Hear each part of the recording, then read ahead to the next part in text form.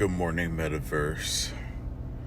I wanted to get on here and talk about something, and I may lose a couple people. So if you are uncomfortable with mortality or the topic of death in any context, you have 5 seconds to click out. Because I had a dream that was kind of intense, and I just wanted to get on here and kind of explore it. And when we get on Instagram, rightfully so, we talk a lot about motivation, but you never really see or hear anyone talking about the biggest motivation, in my opinion, which is our death, the end of our life. And I think sometimes that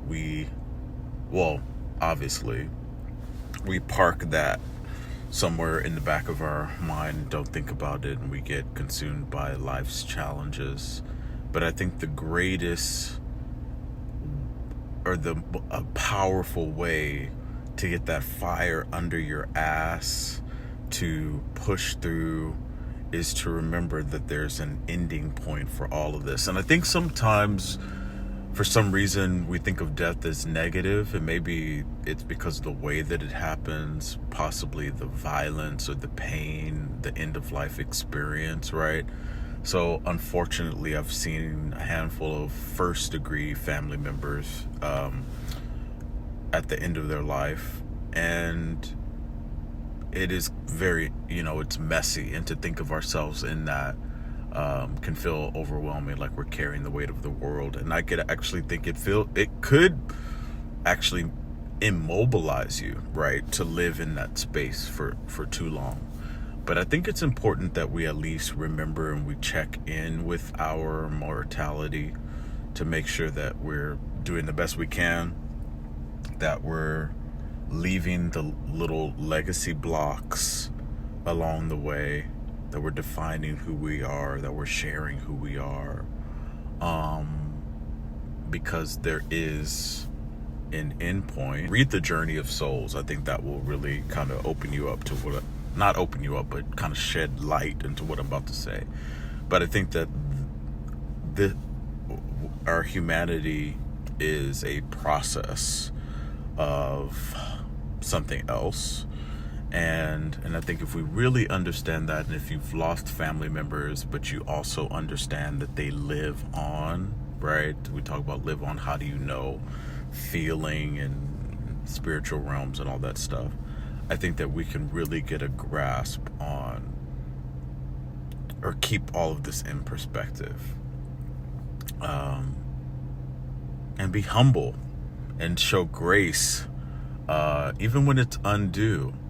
Is because, you see assholes out here. It's like, wow, you're really acting like you're not gonna die. Have you ever thought, if you put it in that context, like, this over here acting like you're not gonna die, like, what is wrong with you, right? But if you put it in that context, I think sometimes it's easy or smoother to show grace and kindness and understanding simply by remembering death, and also be motivated for our goals. Like, hey, each day is valuable.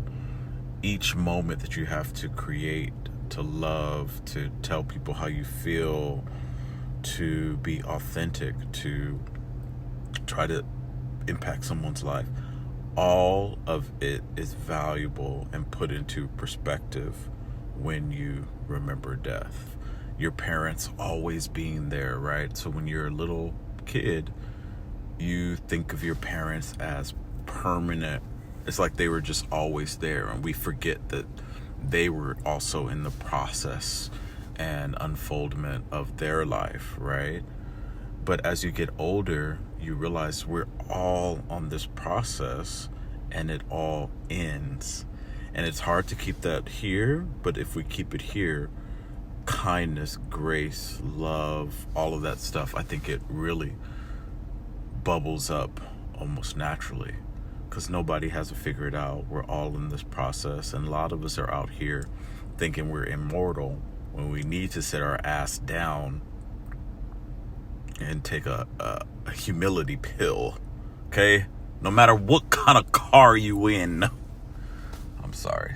That just came out of nowhere. Next up in my job, like when I first signed up at HR, it's like, okay, you're doing all your paperwork, and it's like beneficiaries.